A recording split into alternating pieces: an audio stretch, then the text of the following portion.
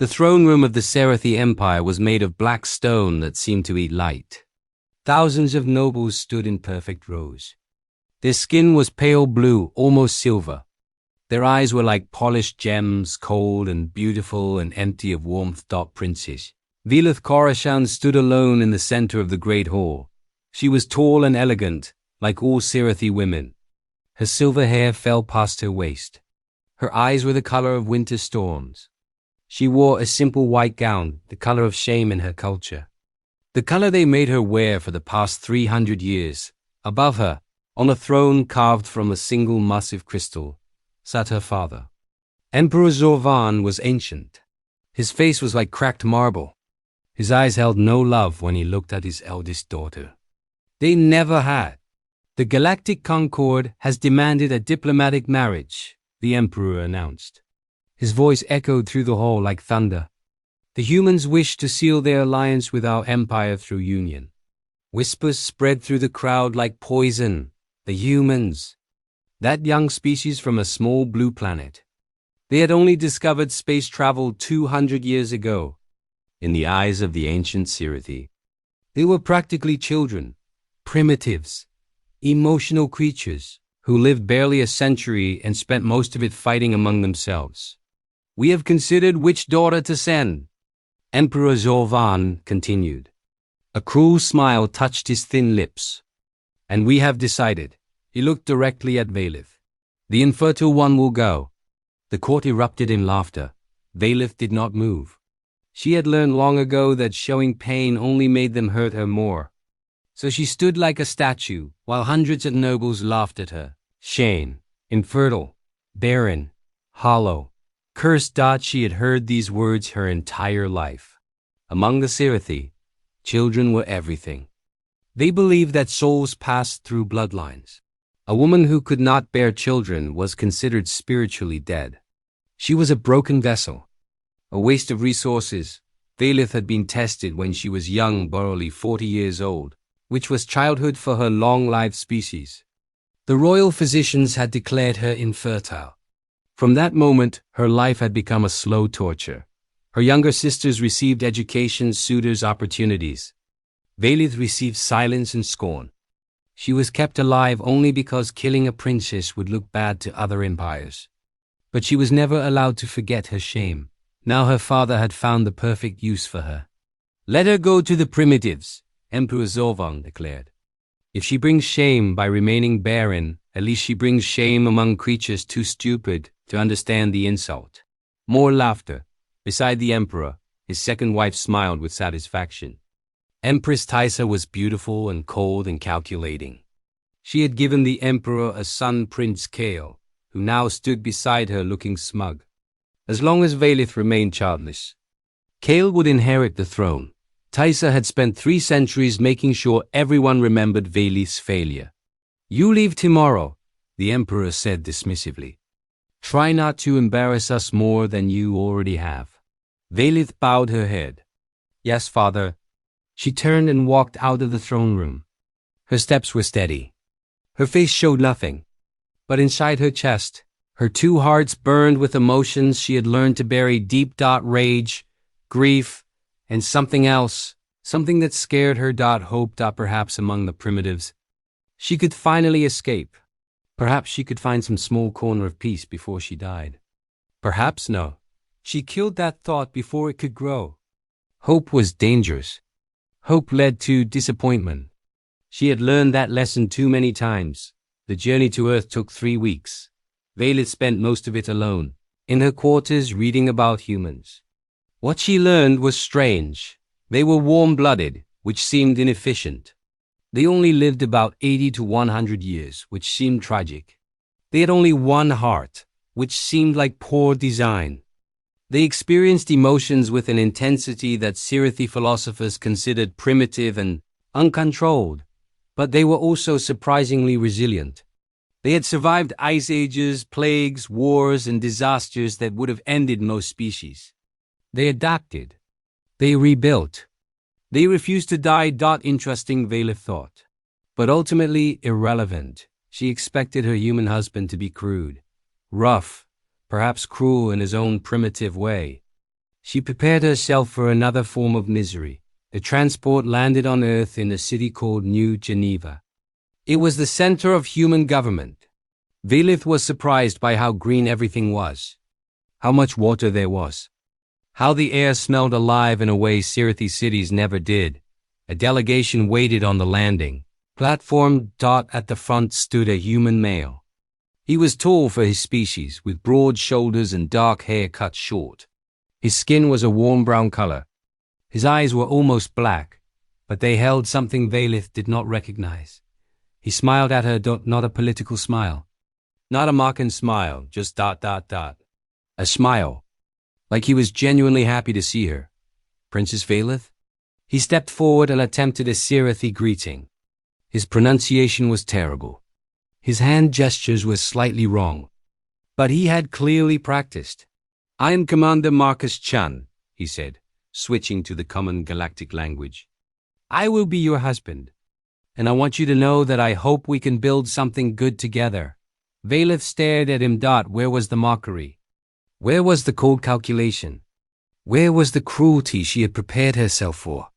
You do not know why I was sent, she said flatly. Marcus shook his head. They said you volunteered for the diplomatic mission. A bitter laugh escaped her before she could stop it. I did not volunteer, Commander. I was sent because I am broken, infertile, worthless. Your people are considered primitives. My father thought we deserved each other. She waited for his expression to change, for the warmth to die in his eyes. Instead, something else happened. Marcus Chan's jaw tightened. His eyes grew hard. But not at her. His anger seemed directed somewhere else entirely. Well, he said slowly, your father sounds like a terrible person. And I don't think you're worthless at all. He offered her his hand. Welcome to Earth, Princess.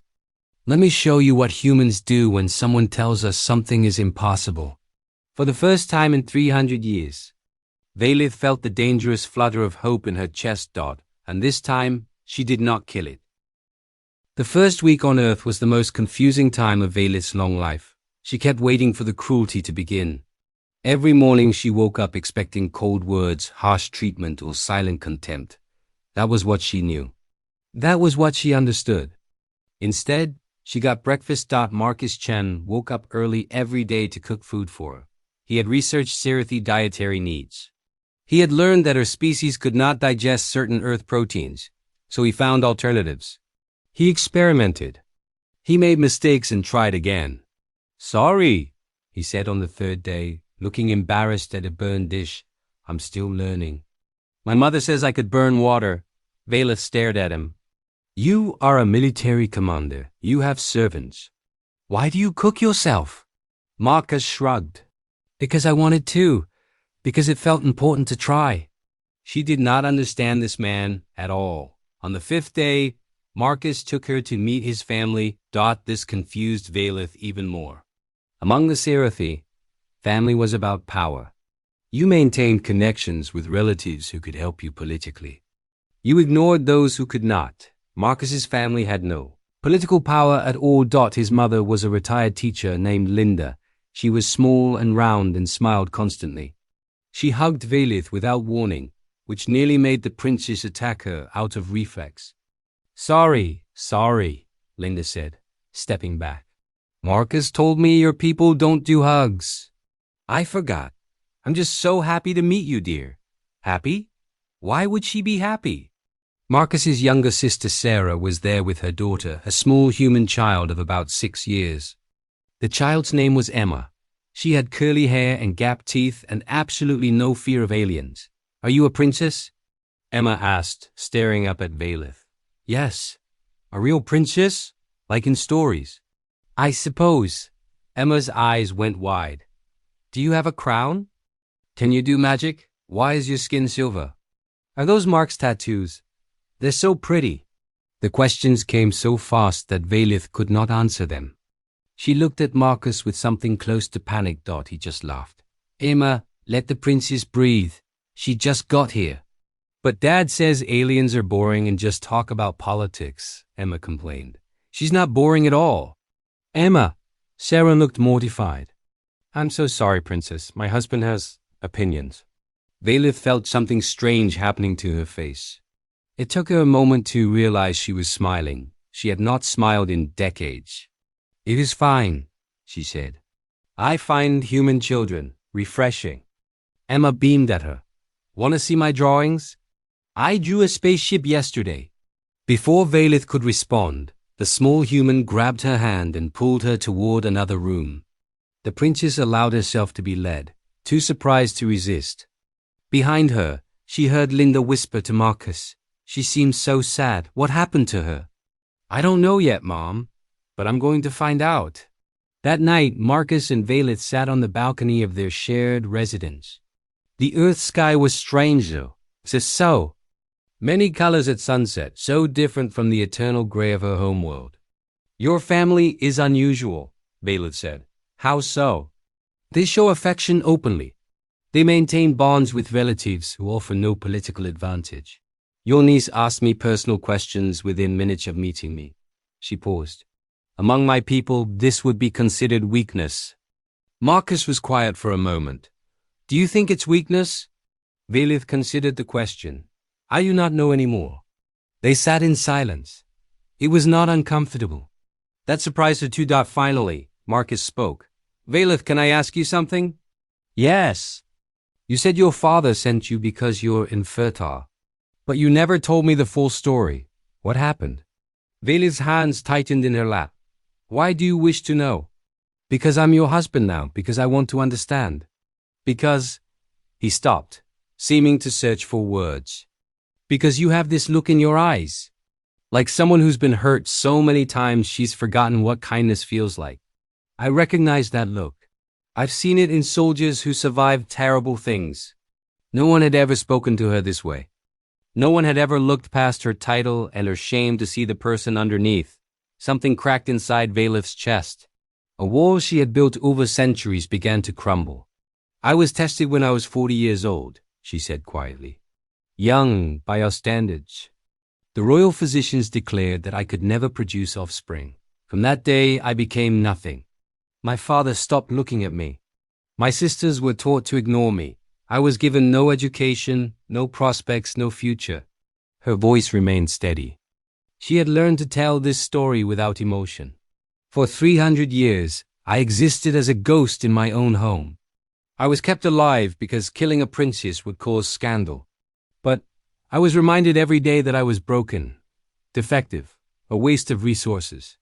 She finally looked at Marcus. Your people were considered primitives. Sending me to marry a human was my father's final insult to me and to you. Marcus's expression had changed during her story. His jaw was tight. His hands had curled into fists. His dark eyes burned with an intensity that made Valith nervous. That's abuse, he said. His voice was low and hard. What your father did, what your whole society did, that's abuse. It is simply our way. Then your way is wrong. Marcus stood up abruptly, pacing the balcony. 300 years. They treated you like garbage for 300 years because of a medical condition. Something you had no control over? Valith blinked. You are angry. Of course I'm angry. But not at me. Marcus stopped pacing. He looked at her with something like pain in his eyes. Why would I be angry at you? You didn't do anything wrong. You were a child who received terrible news, and instead of supporting you, your family punished you for it. Valith did not know how to respond. In her entire life, no one had ever been angry on her behalf. She had not known that was possible. Marcus knelt in front of her, bringing his eyes level with hers. Can I ask you something else? She nodded, not trusting her voice. You said Scifi physicians tested you when you were young. Have you ever been tested by anyone else, any other species? No. One does not question the Empire's physicians. Marcus's eyes narrowed. Humans question everything, it's kind of our thing. He pulled out his communication device. I know some doctors at the New Geneva Medical Center, best in human space. They've been studying alien biology for decades. What are you suggesting? I'm suggesting we get a second opinion. Marcus's expression was determined. Because here's the thing about humans, Valith. When someone tells us something is impossible, we don't just accept it. We ask why, we investigate, we push back. He offered his hand. Let us take a look. What's the worst that could happen? Valeth stared at his hand. Her mind spun with possibilities. With fears. With that dangerous hope she had tried so hard to kill. And if your doctors confirm what the Scifi said, that I am truly broken, Marcus smiled gently, then nothing changes. You're still my wife. You're still welcome in my family. Emma will still drag you off to look at her drawings. Because your worth isn't determined by whether you can have children, Valeth. That's not how humans see things. A tear slid down Valeth's silver cheek. She did not wipe it away. Slowly, carefully, she placed her hand in his. Very well, Commander. Let us see what your doctors find. The new Geneva Medical Center was unlike anything Valeth had ever seen. Scifi hospitals were cold places. White walls. Silent halls. Physicians who looked at patients like broken machines to be analyzed. There was no warmth, no comfort, no kindness. This human hospital had paintings on the walls. There were plants in the corners. Soft music played somewhere. Nurses smiled at patients and asked how they were feeling. Dr. Sarah Okonkwo was the head of the xenobiology department. She was a tall woman with dark skin and gray hair that she wore in long braids. Her eyes were sharp and intelligent, but her smile was warm. Princess Valeth, she said, shaking hands in the human way. Commander Chen told me about your situation. I want you to know that everything we discuss is completely confidential. Valeth nodded stiffly. She was not used to doctors who explain things. Scifi physicians simply gave orders. We spent the last 2 weeks running every test we can think of, Dr. Okonkwo continued. Your biology is fascinating. Different from humans in many ways, but similar in others. And what did you find? Valeth asked. Her voice was calm, but her hearts were pounding. Dr. Okonkwo's expression became serious. Perhaps you should sit down. Marcus held Valeth's hand as the doctor explained. The holographic display showed Valeth's internal biology in perfect detail. Dr. Okonkwo pointed to specific areas as she spoke. Your reproductive system is not damaged, the doctor said. There is no genetic defect, no natural condition preventing conception.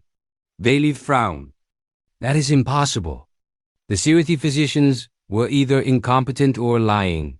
Dr. Okonkwo's voice hardened, because what we found was not natural at all. She zoomed in on the display. Strange particles appeared, highlighted in red.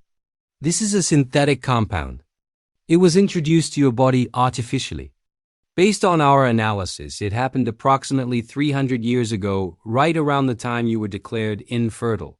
The room went silent. Valita could not breathe.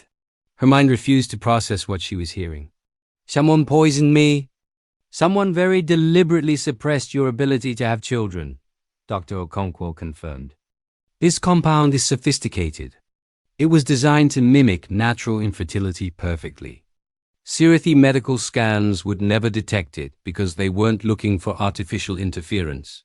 But human medicine found it, Marcus said. His voice was tight with controlled anger. Human medicine takes a different approach, Dr. Okonkwo explained.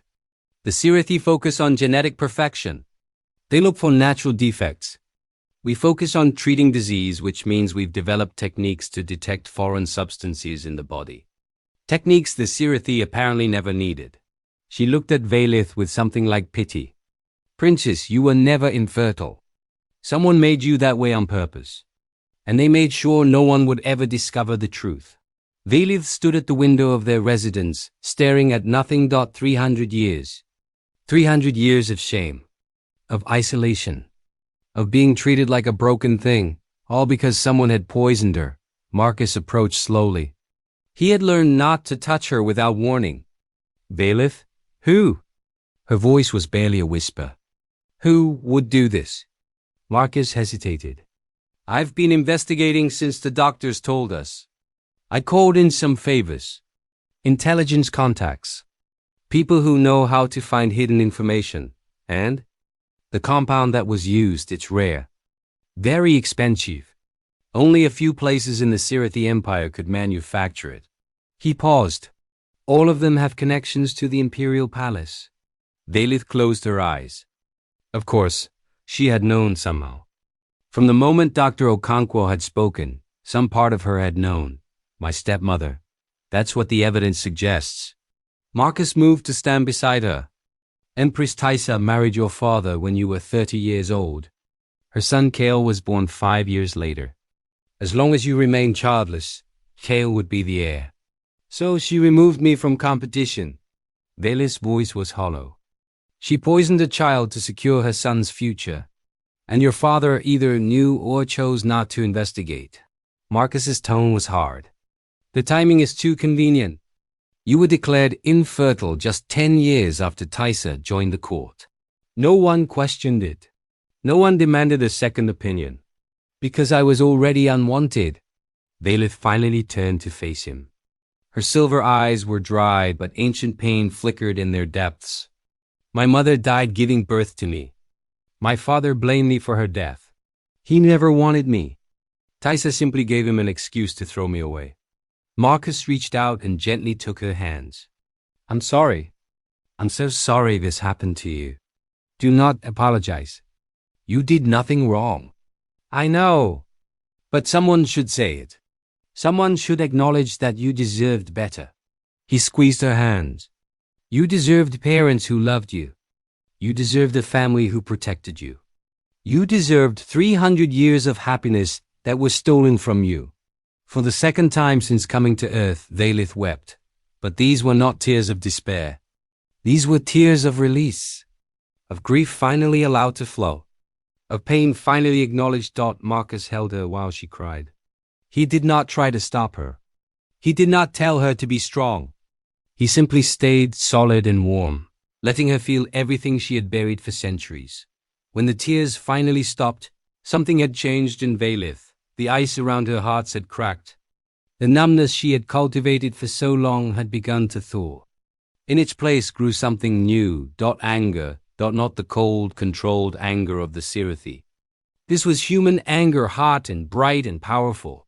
I want justice, she said. Her voice was steady now. Strong. Marcus nodded. Then we'll get it. They will deny everything. Taisa is clever. She will have hidden her involvement. Probably. Marcus smiled, and there was something dangerous in it. But here's the thing about humans. We're stubborn. When we know something is wrong, we don't stop until we prove it. We dig and push and investigate until the truth comes out. This could take years. I have time. He paused. Oh, and there's something else Dr. Okonkwo told me. The compound in your system, it's not permanent. Now that we know it's there, we can remove it. Velith's breath caught. You mean you could have children? If you wanted to. The treatment would take a few months, but the doctors are confident. For a long moment, Velith could not speak. The possibility she had been denied for 3 centuries suddenly stretched before her. A future she had never dared to imagine. There is more, Marcus added.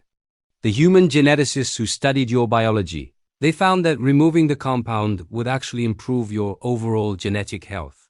Apparently, Scifi bloodlines have some minor degradations from centuries of careful breeding. The treatment would correct those too. What are you saying? Marcus's smile widened. I'm saying that when this is done, you won't just be equal to other Scifi royalty. You'll be genetically superior to every single one of them, including your half-brother, including Taisa's precious heir. Something sparked in Velith's eyes. Something fierce and hungry. Begin the treatment, she said, and begin gathering evidence. I want everything, every connection, every payment, every secret message between Taisa and whoever made that poison. And then, Velith lifted her chin. For the first time, she looked like what she truly was, a princess born to rule. And then we return to the Empire, and we show them what their broken princess has become. 1 year passed on Earth. It was the happiest year of Velith's 300-year life. The human doctors worked carefully to remove the poison from her body. It was slow work. The compound had been in her system for so long that it had become part of her. But week by week, month by month, they made progress. During this time, Valeth learned what it meant to be loved. Marcus was patient with her. He never pushed. He never demanded. He simply stayed constant and warm and present. He taught her to laugh again. He showed her human movies and music. He took her to see Earth's oceans and mountains and forests. Your planet is very wet, Valeth observed during a trip to a place called Hawaii. Marcus laughed. Is that a complaint? No. She looked at the blue waves crashing against the shore. It is beautiful. So much life everywhere. She learned to cook human food badly at first, but Marcus ate everything she made without complaint. She learned to play chess, which she found delightfully strategic. She learned that humans had a holiday where they gave each other gifts for no political reason at all, simply because they cared. Emma, Marcus's niece, declared Valeth her official best friend, who is also an alien princess.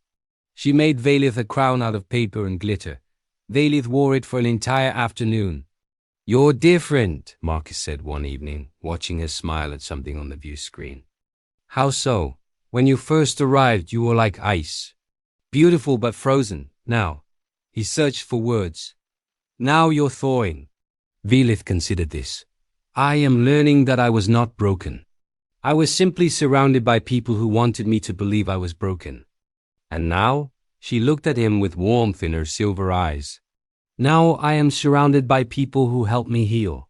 6 months after the treatment began, Dr. Okonkwo delivered incredible news. Valeth was pregnant. She stared at the scan showing the tiny life growing inside her. Her hand trembled as she touched the display. This is real? Very real, Dr. Okonkwo confirmed with a wide smile. Congratulations, Princess, you're going to be a mother. Marcus was crying. He did not try to hide it. Humans did not consider tears a weakness. A baby, he whispered. A baby. A hybrid, Valeth said softly. Half Scifi, half human. The first of its kind. Is that okay? Are you happy? Valeth turned to him. For a moment she could not speak. 300 years of being told she was worthless. 300 years of believing she would never have a family. And now, I am more than happy, she said. I am complete. The news could not be contained. Words spread through diplomatic channels. A Scifi princess, the infertile one, the discarded one, was pregnant with a hybrid child. The impossible had happened. Reactions were immediate. The Galactic Concord was fascinated. A Scifi human hybrid represented unprecedented genetic possibilities. Scientists from 12 species requested permission to study the pregnancy. The Scifi Empire was horrified. Emperor Zorvan received the news in his throne room. According to reports, he shattered a crystal goblet with his bare hands. His daughter, his worthless, broken daughter, had somehow conceived a child with a human. A primitive, Empress Taisa turned pale as death. Her spies had assured her that the compound was permanent, that Valeth could never recover. Someone had made a terrible mistake. Prince Kale, now 310 years old, immediately understood the threat. If Valeth had a child, his claim to the throne became complicated. The firstborn of the emperor's firstborn could challenge his succession. She must not be allowed to return, Kale urged his mother. The child must not be born. Taisa agreed. She began sending assassins. The first assassin died before reaching Earth's atmosphere. Human planetary defense was far more sophisticated than the Scifi had realized. The small attack ship was detected, tracked, and destroyed in seconds. The second assassin landed successfully, but was captured within hours. Human intelligence agencies had been expecting trouble. They had prepared. The third assassin never even launched. Marcus's contacts within the Galactic Concord intercepted communications and traced them back to Empress Taisa herself. She's desperate, Marcus observed, reviewing the evidence. That's good for us. How is attempted murder good? Because desperate people make mistakes. He pulled up a holographic display showing financial records, communication logs, and testimony from captured agents. We've been building our case for months. Every assassin she sends gives us more proof of her conspiracy. Valeth studied the evidence. It was damning. Payment records linked Taisa to the laboratory that created the sterilizing compound. Messages showed her coordinating with physicians to fake the infertility diagnosis. Testimony from servants revealed that she had been planning this since before she married Emperor Zorvan. She targeted me before I was even born, Valith realized. She knew my mother was pregnant. She planned to eliminate any competition for her future children. Your mother's death during childbirth may not have been natural. Valith's voice was ice. We cannot prove it, but I believe Taisa killed my mother and tried to kill me. When that failed, she settled for destroying my future instead. Marcus put his hand on hers. We have enough to bring her down. The question is how. I must return to the Empire. Valith, that's exactly what they want. If you go there, if I do not go, I remain in exile forever. My child grows up without a heritage. And Taisa continues to rule beside my father, never facing justice. Valith stood, her hand resting on her growing belly. I am not the frightened princess who left that throne room. I am not broken. I am not alone. She looked at Marcus with fierce determination. I'm coming home. And I'm bringing the truth with me. The delegation that left Earth was unlike anything the galaxy had seen. 3 human warships served as escort. Ambassador-class vessels, armed with the latest weapons. Humanity was making a statement. The princess was under their protection. Representatives from 4 other species joined them. The Valdrix, the Minari, the Crystalline Collective, the Void Swimmers, all curious about the hybrid child, all interested in seeing the mighty Scifi Empire humbled. Most importantly, Valith carried a data crystal containing 300 years of evidence, financial records, medical reports, confessions from captured assassins, communication logs that proved Empress Tisi's guilt beyond any doubt. As the fleet entered Scifi space, Valith stood at the view screen of the lead ship. Marcus stood beside her along with a squad of human soldiers who had volunteered to serve as her personal guard. Nervous? Marcus asked. Terrified, Valith admitted. But also ready. She touched the swell of her belly where their daughter grew. The doctors had confirmed the gender last week. They had already chosen a name, Lyra, meaning harmony in Earth's old Latin language. Whatever happens, Valith said, thank you for believing in me, for fighting for me, for giving me this chance. Marcus smiled. That's what family does. The Scifi homeworld appeared on the view screen, gray and cold and unwelcoming. But Valith was no longer the discarded princess who had left in shame. She was a mother, a wife, a survivor, and she had come to reclaim everything that was stolen from her. The imperial throne room had not changed in 300 years. The same black stone walls, the same cold crystal throne, the same ancient nobles standing in perfect rows, watching with gemstone eyes. But everything else was different. Princess Valith walked through the great doors with her head held high. She wore armor designed by human engineers, lightweight but strong, colored silver and blue to match her heritage. Her belly was round with child. Her eyes blazed with power. Behind her walked Commander Marcus Chen, flanked by 12 human soldiers in full combat gear. Their weapons were visible. Their message was clear. Behind them came ambassadors from 4 alien species. All watching with great interest, Emperor Zorvan sat on his throne, his face twisted with barely controlled rage. Empress Taisa stood beside him, her expression a mask of false calm. Prince Kale gripped the hilt of his ceremonial sword. You dare return here? The Emperor's voice thundered through the hall. You dare bring these primitives into our sacred space? I dare many things, Father. Valith's voice carried clearly, strong and unafraid. I dare to seek truth. I dare to demand justice. I dare to stand before you as what I truly am, your firstborn child. Your legitimate heir. Gasps rippled through the assembled nobles. You are nothing, Taisa spat. A barren failure who spread her legs for animals. Barren. Valith smiled coldly. Is that what you still believe, stepmother? Or is that what you hoped would remain true forever? She produced the data crystal and held it up for all to see. 300 years ago, I was poisoned. A synthetic compound was introduced into my body designed to prevent me from ever having children. designed to mimic natural infertility perfectly. Her voice hardened. Designed by laboratories connected to the imperial palace. Paid for with funds traced directly to Empress Taisa. The throne room exploded with noise. Nobles shouted questions. Guards shifted uncertainly. Taisa's face went white as snow. Prince Kale drew his sword. She lies to steal my birthright. Then let us see the evidence. Valeth threw the data crystal to the floor. It activated immediately, projecting holographic documents into the air for everyone to see. Financial records, communication logs, medical reports from human doctors, testimony from captured assassins, the assassins you sent to kill me. They talked before they died. The evidence was overwhelming. Payment records showed massive transfers from Taisa's personal accounts to secret laboratories. Messages revealed her coordinating with physicians to fake the infertility diagnosis. Most damning of all communication, intercepts showed her ordering Valeth's death just months ago. This is fabricated, Taisa insisted, but her voice trembled. Human technology cannot be trusted.